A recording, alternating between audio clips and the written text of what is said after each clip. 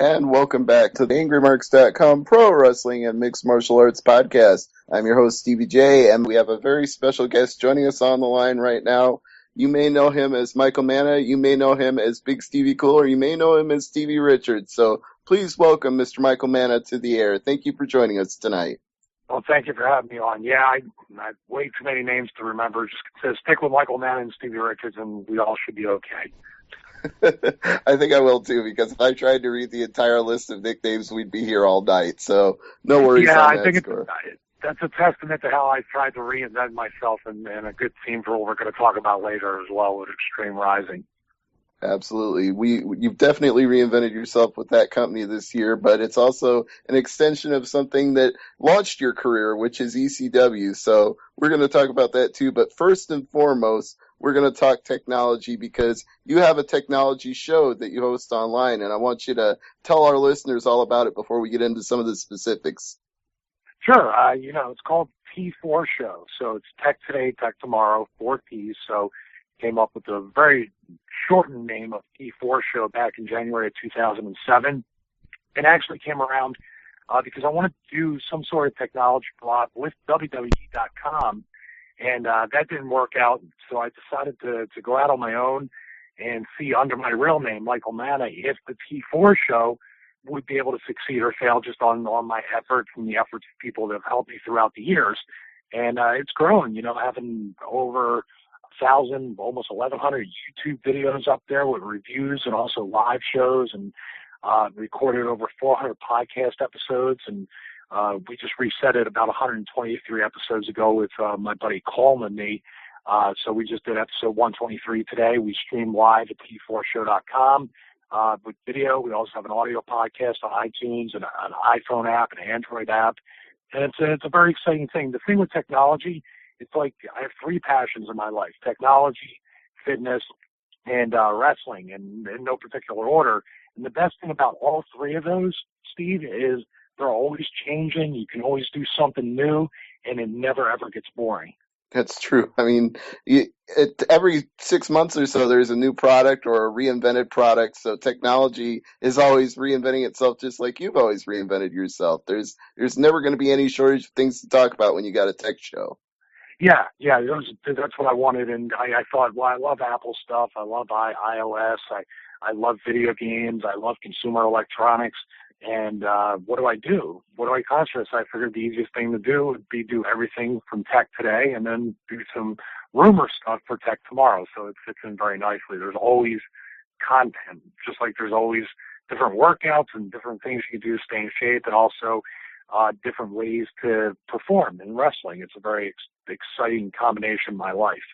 Now, if we could tie the wrestling and the tech together a little bit, we hear reports that locker rooms today, there are more people playing games on their mobile devices and phones than there are guys partying and drinking like back, in the 80s or 90s. So, I mean, do you see that evolution? Like today's locker rooms are more kids are into the technology and it's just a whole new scene?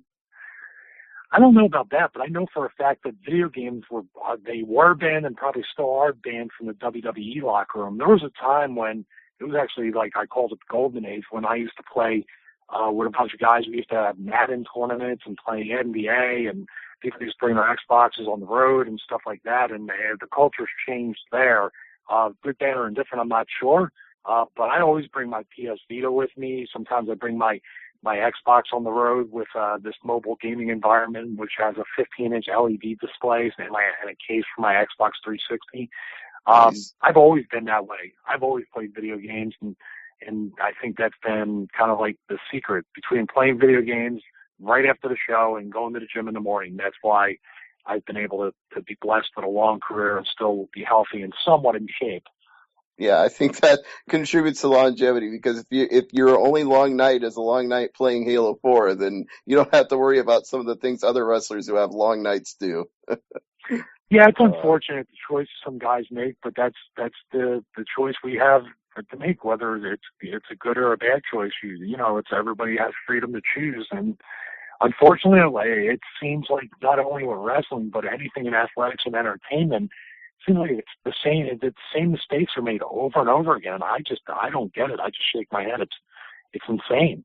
It is. And speaking of making mistakes over and over again, that's one thing I keep wondering about Apple and iPhones because this is one of the issues you want to address tonight and that you're talking about on T4 is that it seems to me like every time there's a new iPhone and people are, shelling out hundreds of bucks for these things and get used to it and accept it, then they immediately release another one. It's like, are they going to burn out the market by constantly shilling out new iPhones every 6 months to a year?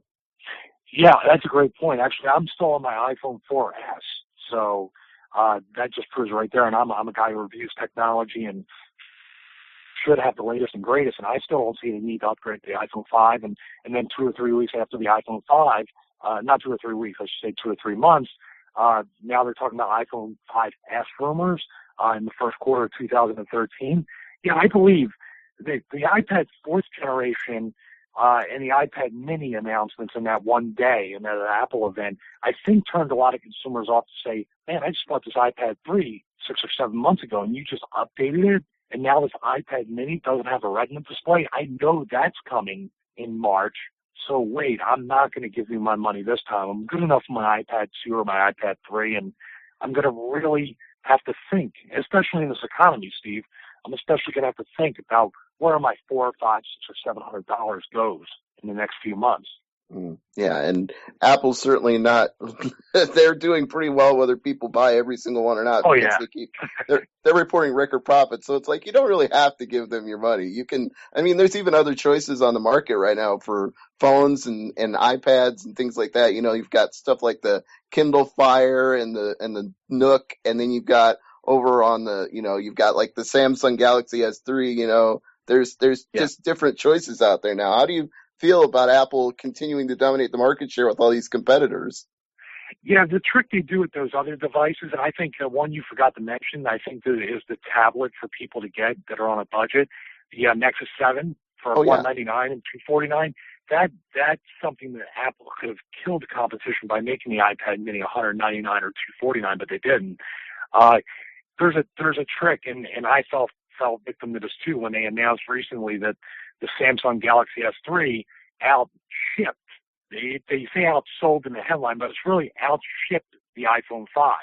Or there's more Android devices shipping than the iPhone 5. But iPhone 5 and iPad Mini, those are actually sales figures. Everything else on the Android side or Windows side is shipped to stores but not sold. So it's a big difference. That doesn't mean that they're actually making money off of how many they shipped. Apple actually did sell 1.5 million iPad minis, 1.5 million iPad 4s. I mean, they're a juggernaut. I mean, I wish I had the problem Apple had to have $50 billion in the bank. Yeah, I think we all wish we had that problem, but it sounds to me like you're saying that it's like the old record industry trick of shipping out 1 million copies of an album to stores all over the country and then saying the album went platinum. It's like, wait a minute, you haven't actually sold 1 million records yet. You're only platinum shipped. You're not platinum sold. Yeah, it's like TNA saying, hey, we're available in 20 million homes. That means we have 20 million buys. No, I think it's quite a bit less than that. Oh, yeah. And the number that really blew my mind, as long as we're on that subject, is when WWE did their market research for the WWE Network and claimed there were 105 million homes that were interested in WWE programming. I'm like, where did you come up with that when 4 million people are watching Raw or less?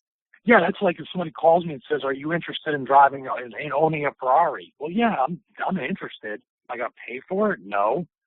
Yeah, so along we're on that topic, do you think that their strategy of making it a pay subscriber service is going to work? Do they even have a prayer? I think, I don't know why. It's really weird because I feel like the WWE on-demand service, I believe it's $7 to $9 a month. I'm not sure. I don't subscribe to it, but I know a lot of guys that really like watching wrestling from the 80s and 90s, especially the 80s. That was like the unbelievable time where I grew up. That subscription thing with the WWE on demand with Comcast, I think Fios, I think even Bright House has it.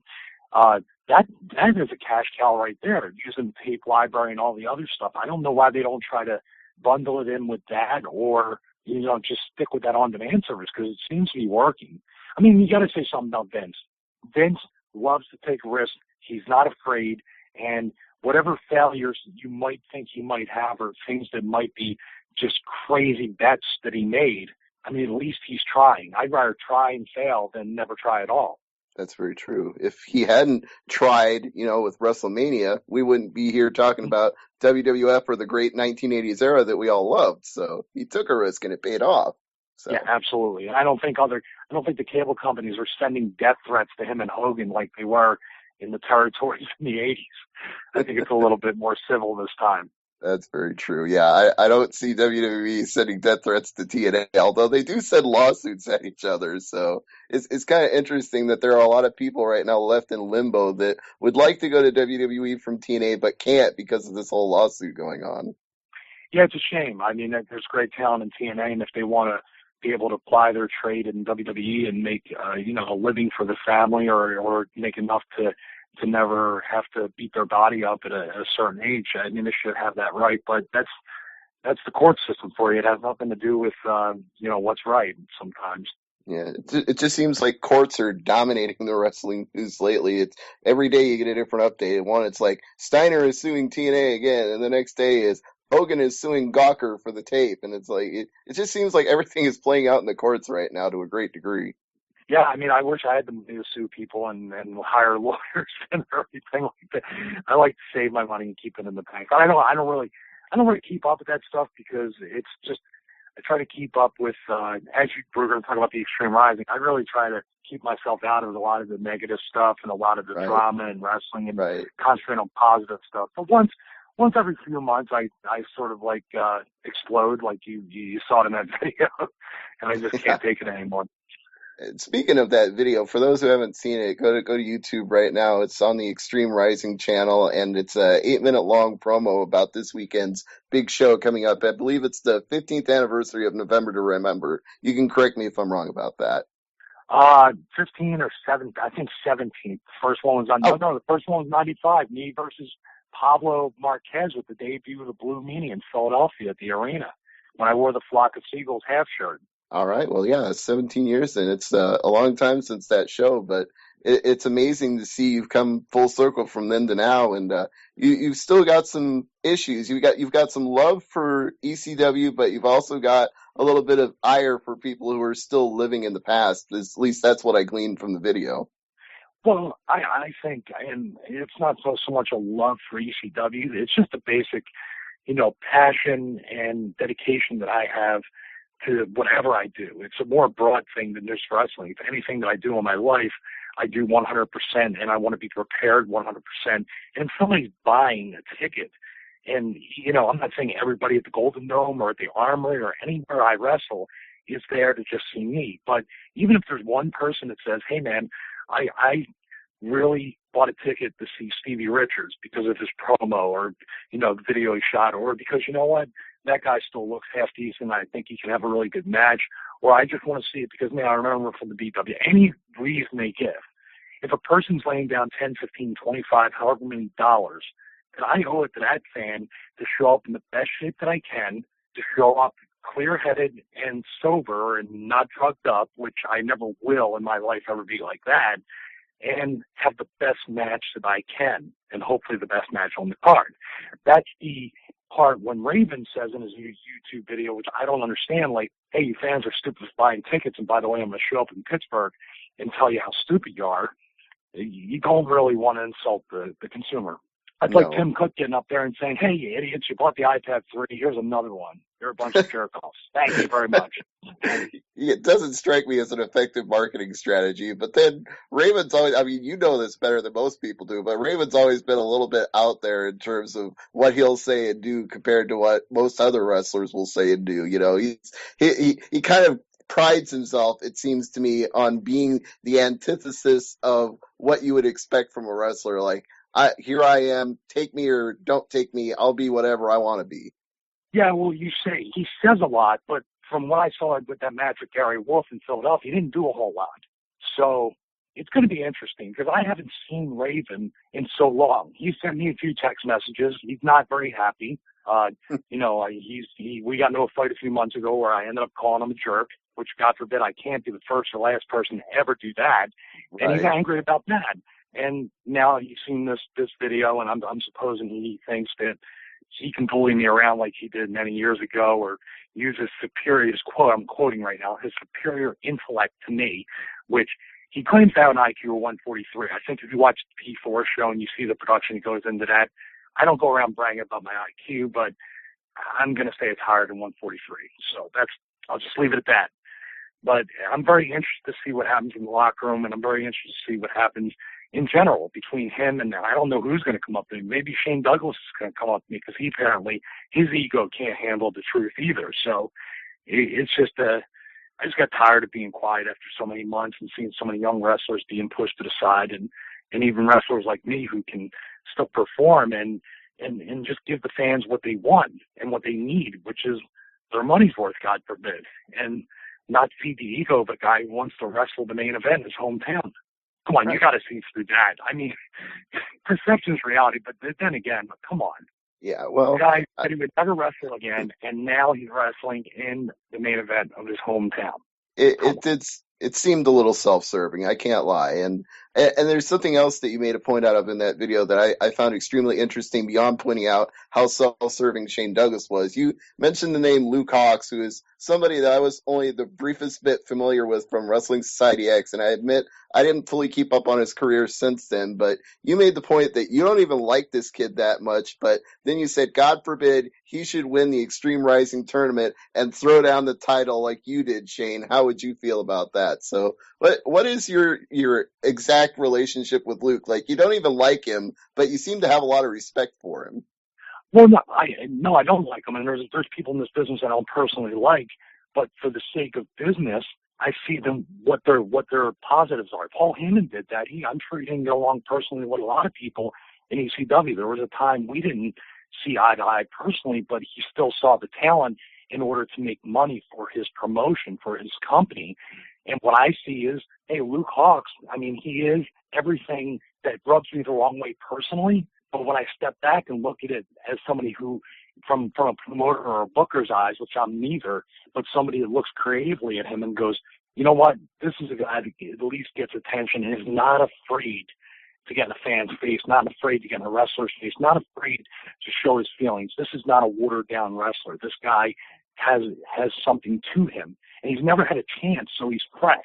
So, man, I think this guy can do something. You know, he can be a top heel or just whatever. If we create a monster, then at least we're making some money. That always happens in wrestling. But I see more to gain from showcasing Luke Hawx than to lose. That's speaking from somebody. And see, I can take my personal feelings out of it, Steve. Shane Douglas and Raven can't take their egos out of it.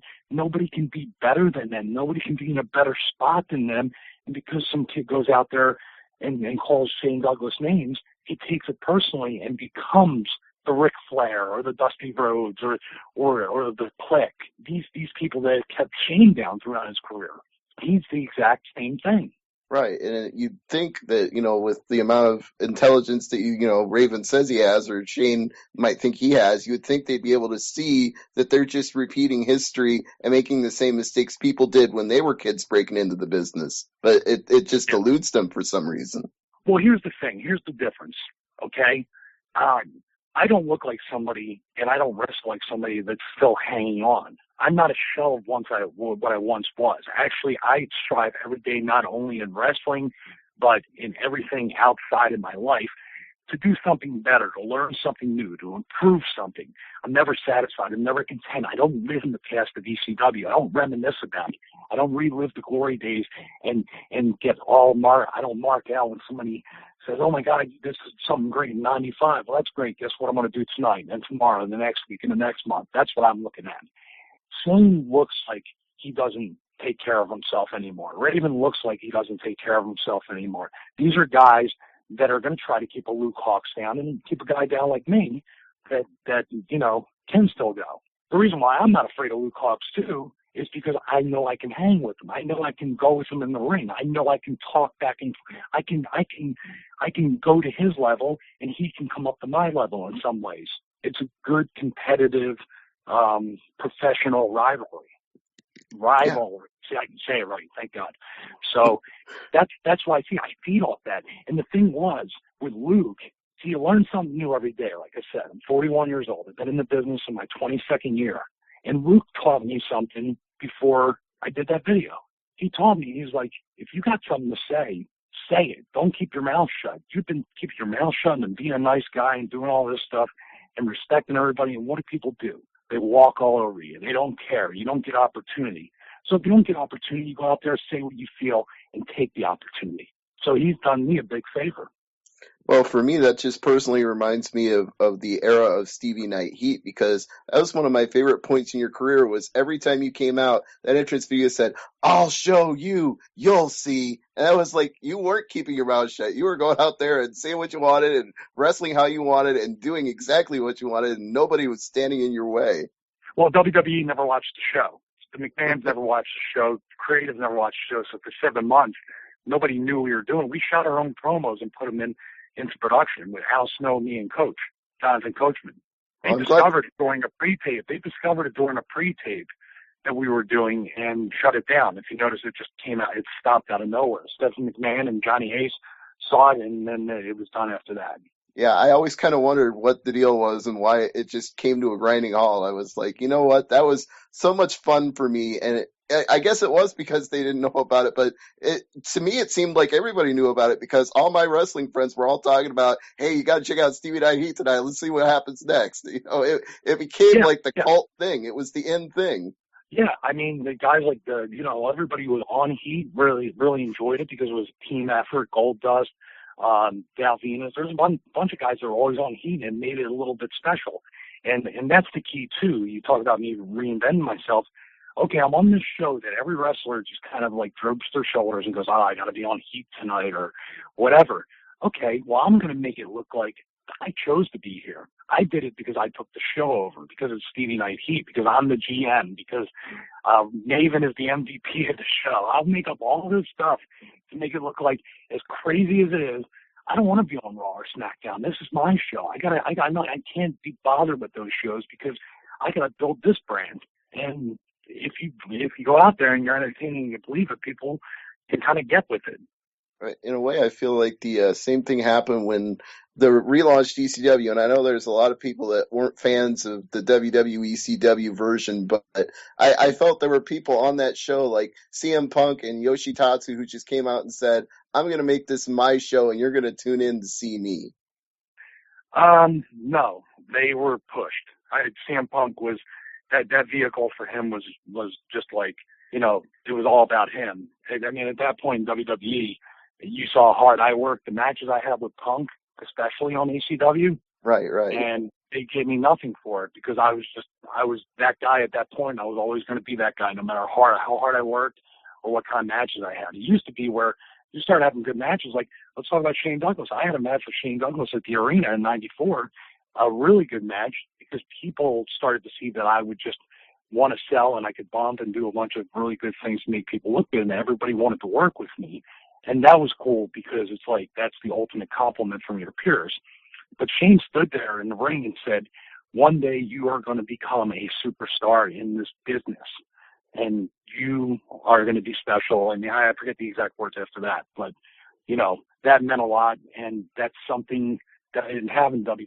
Someone giving me that little seal of approval. There was a short time with Right to Censor, and then I made myself in Stevie Night Heat. But other than that, I was just that guy just to come on TVs and put people over and make a little bit of money. It's about all it sums up to.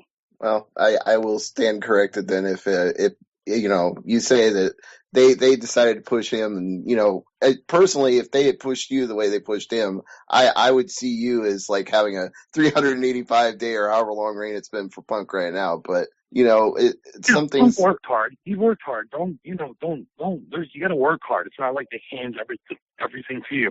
But there's lots of guys that work hard. Zack Ryder got himself over despite them. That's true. And you see that it was a temporary thing, and then it's not like anything changed about Zack. He's still a very charismatic guy. He's still flamboyant. He still has a great body. He can still work. What's different? The Rock's not out there saying, hey, you're the best. Woo, woo, woo. I get it. Little things like that where they give you, like, hey, man, this guy's good. Tell the fans, I think this guy's good. They don't think for themselves. The fans will go, okay, if you said so. And I think that kind of brings things full circle in a way because he created that opportunity for himself to be noticed by using Twitter and YouTube and social Hmm. media. And he embraced technology and said, I'm going to reach the fans that I can't reach on TV because they're not going to use me on TV. So it's, technology created that opening, and WWE, it seemed like they were going to embrace it. And then, like you said, they pulled back from it. They were like, okay, we gave the fans what they wanted. Now we're not going to give it to them anymore because we think that was all they wanted. They just wanted a little Zack Ryder for a little bit. And his fan base is still out there. They're just not addressing it anymore. Yeah, and then they never gave Zach a chance to evolve and reinvent himself or create levels or, like kind of like layers of onions to create more layers to his character. You just know him as a woo woo woo, a guy with spike your hair and take care of your hair and stuff, but you don't know. You never got to grow and know, like, hey, what's he from? He grew up as a wrestling fan. His dad is in great shape and probably trains him and works out. Little things to get to know him and say, hey, man, that's what I do too in my life, so they can relate to him. You can't really relate to him now because he's just that two catchphrases and a guy. Let's put it this way: I've been that guy coming back from commercial after watching the Marine trailer during the break, going, "Wow, these people are really going to think I'm going to win this match." And that's what Zach does. He comes back from commercial. The guy's in the ring. What do you think's going to happen? Yeah, anytime somebody's already in the ring after a commercial, you just, even if it's somebody you like and you want to cheer for, you just know if they're in the ring after the commercial and the other wrestler comes out, it's like, oh boy, they're getting killed now. And I love Zach. I love Zach as a person. I'm proud of him. I think he did way more than they ever wanted him to do. So he can be proud of that. But I know he wants more. He always wants to be the best. You want to make a ton of money and retire at 30 years old and do something else and not have to beat your body up until you're 40, 50, or 70 or 80 like Flair and Hogan. I don't know how old they are now, but Zach doesn't want to do that. He's a smart kid. And I hope to God they see how good he is. I think he's capable of so much more.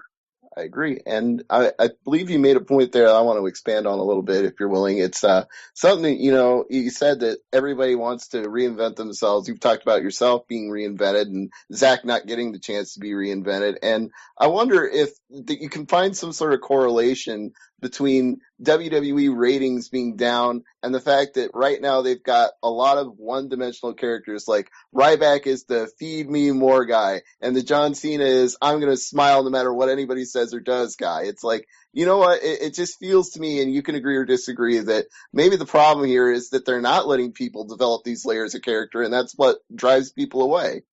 That's not for me to say or not because if we were talking about Apple earlier, WWE is the Apple of the wrestling world. They are making money. They are not in any kind of financial trouble. They are doing very well.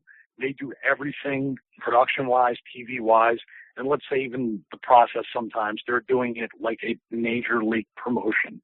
Everything from A to Z. Their promotions, their marketing, their appearances, everything you see from WWE is first rate. So I think what they do sometimes is hotshot stuff too much and not say, hey, TNA is not competition for WWE. I don't care what anybody says. They're not competition.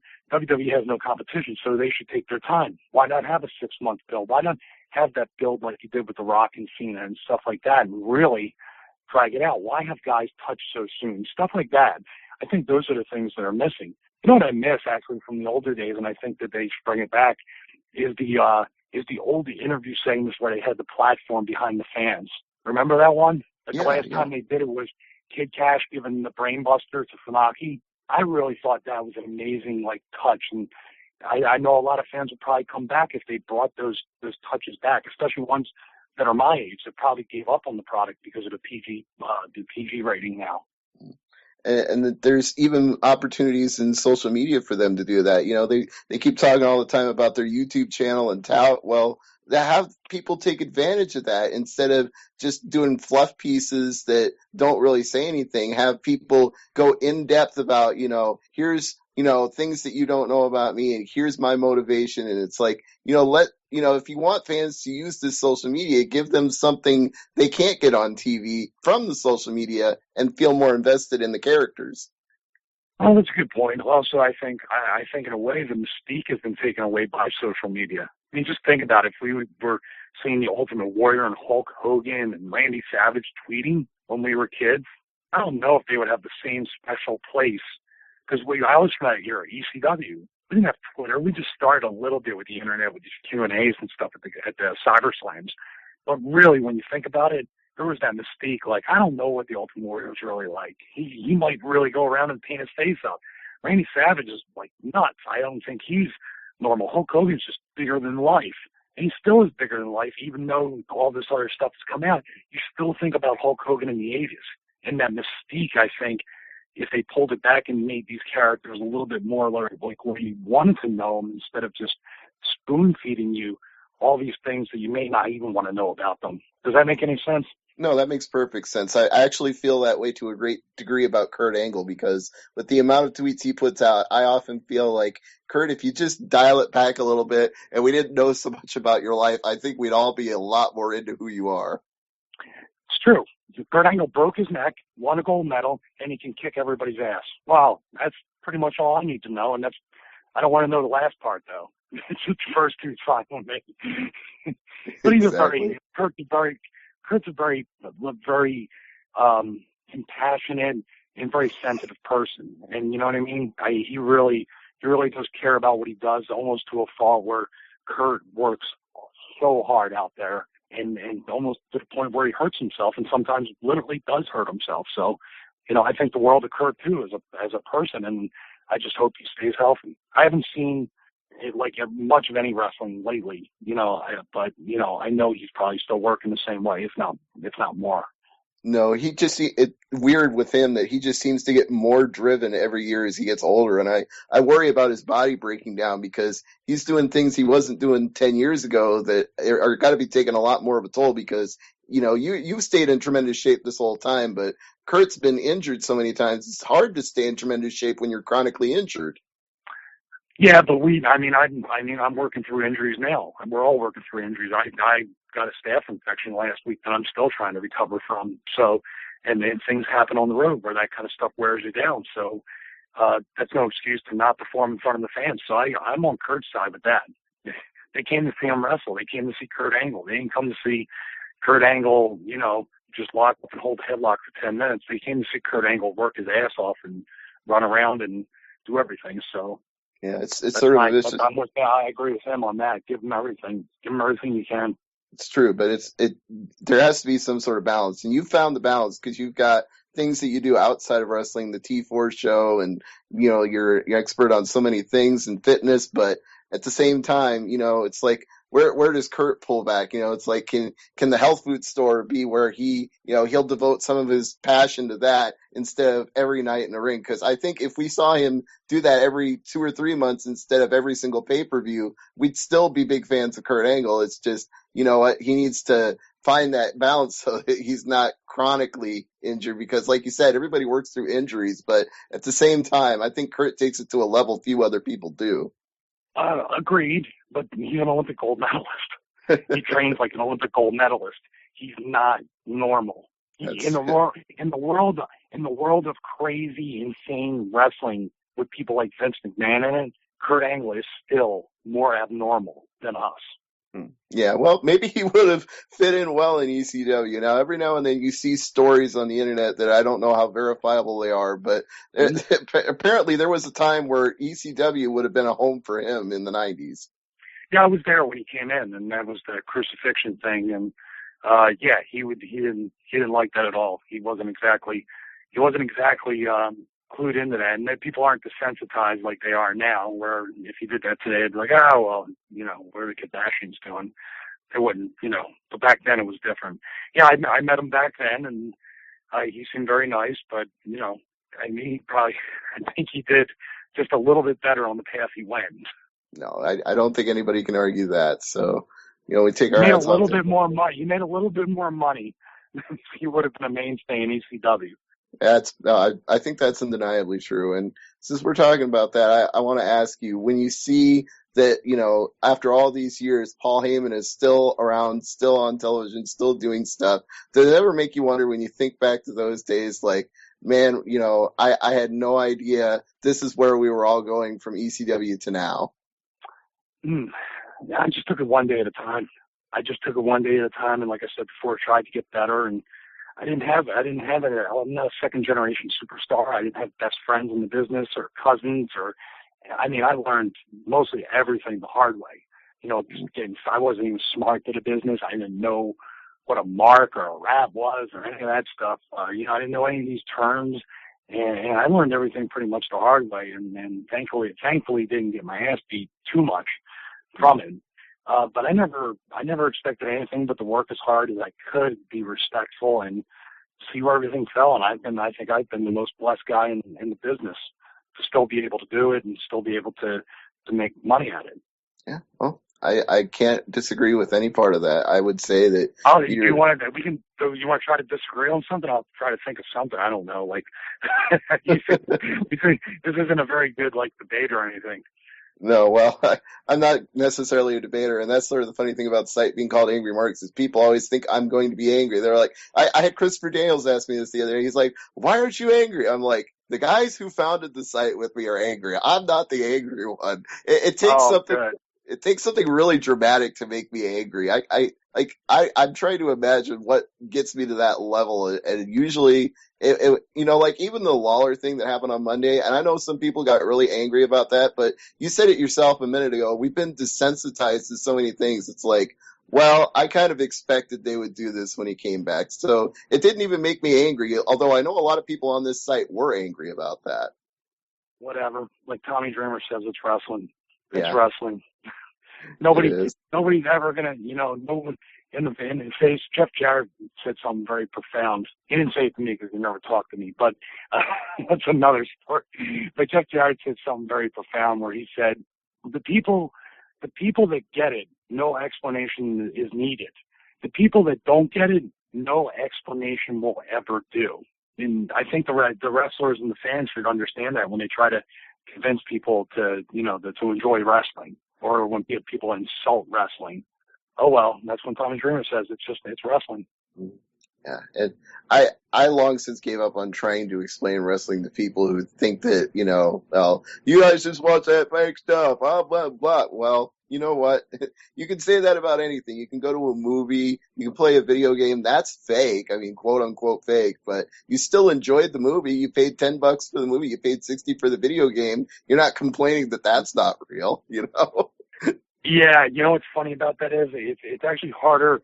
It's harder for wrestling fans to understand that I have this tech site, that I enjoy technology, and they kind of say the same thing that the general public says about them, like, oh, that's a joke. Oh my God, this he likes technology. That's so stupid. They're kind of taking it out on me what the general public says about them.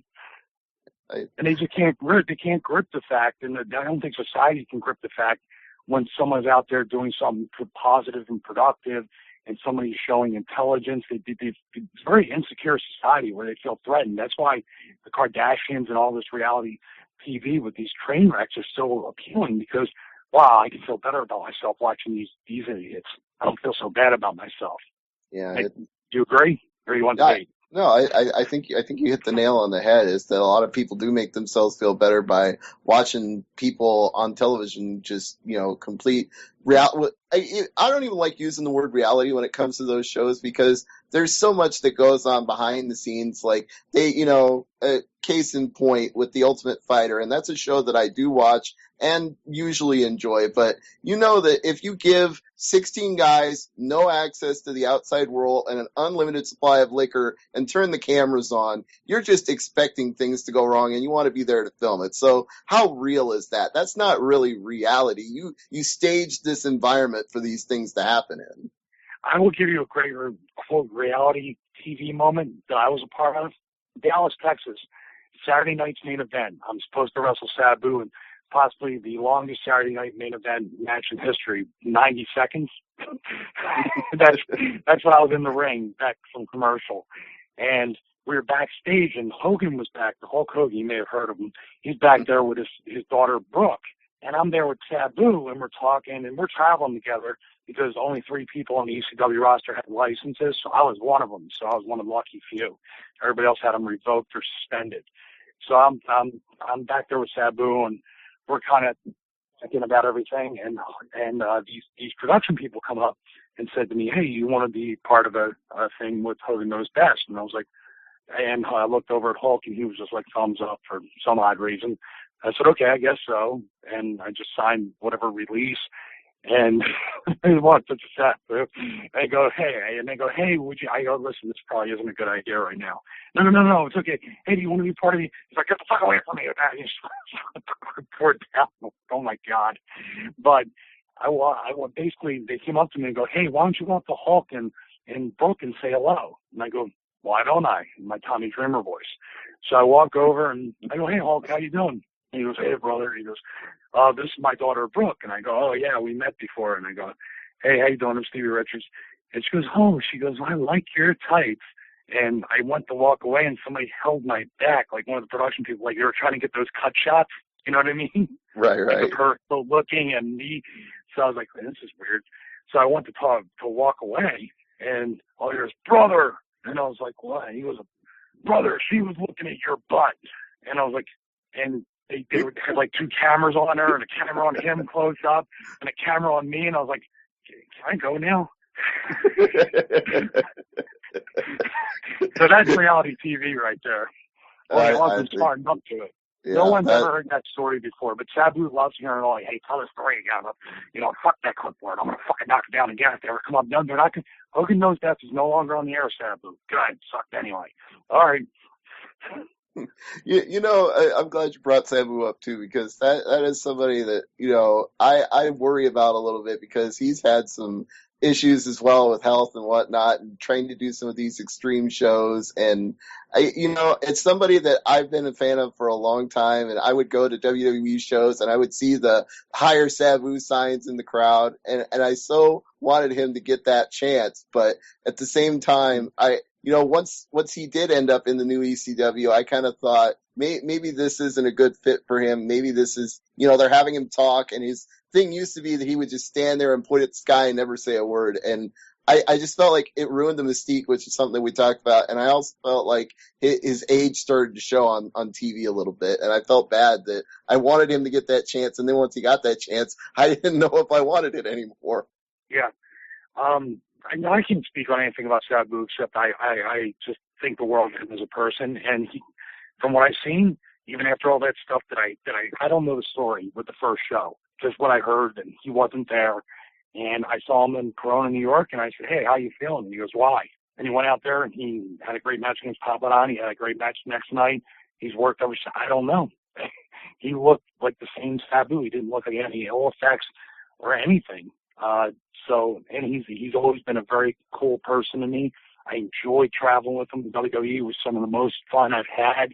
He's he has such a funny personality. He's such a really funny guy, and he doesn't mean to be. And then when you laugh at his jokes, he gets mad because he doesn't know he's joking. So he's just, I think the world of him, and I hope, not necessarily maybe even getting a chance in wrestling, but I hope he finds happiness in whatever he does in this or a mix of both outside. I agree. I do want nothing but the best for him. Just the same as I want nothing but the best for you. Everybody that came from the 90s and the 2000s that's still around today. Oh God, you're making me feel old. Stop. I'm not trying to, but as somebody that's both covering this and also a fan of this, every time somebody passes away, like just in the last couple of weeks, we lost Brad Armstrong, and it's like, it breaks my heart every time, because I just want to see people get to the point where they're like in a retirement home in a rocking chair. It's like, I don't want anybody to die way before that point. Hey, Brad's a prime example of a guy, 51 years old, in the best shape. I mean, Tommy Swinger, a good friend of mine, saw him he worked him about a month or so ago on an indie show, and he was leaner than me and Swinger put together. He looked great. He's always a nice guy. All the Armstrongs are beautiful people, and he's gone now. It just proves to everybody that, you only got one life, and you should really live it to the fullest in the most positive, productive way, because we could all go to bed tonight, and who knows, just like he did. Yeah, you never know. And nobody will ever say he wasn't in great shape. That's one of the things. You always hear that he was a great worker and he kept himself in good shape. Just something happened, and that was that. I mean, you never know when your time comes, but all you can do is try to live your life and do good things. And you've certainly done that with T4 and everything you're going to do for Extreme Rising. So before we wrap it up tonight, I want you to get those plugs out again because it's a big show this weekend and it's a big show all the time on your website. Yeah, Extreme Rising. We have a fan fest during the day. I'm not exactly sure of the hours, but it's at the Golden Dome. So just check extremereunion.net. I think it's still the website. And I'll be wrestling Papadon in the first round of the tournament. That's first time ever, so I'm very excited and nervous about that. And you're going to see all the ECW guys there, and very excited about seeing the people I'm excited about, and really excited to see Shane Douglas and Raven to see what happens. And then you can go to t4show.com. We just did episode number 123.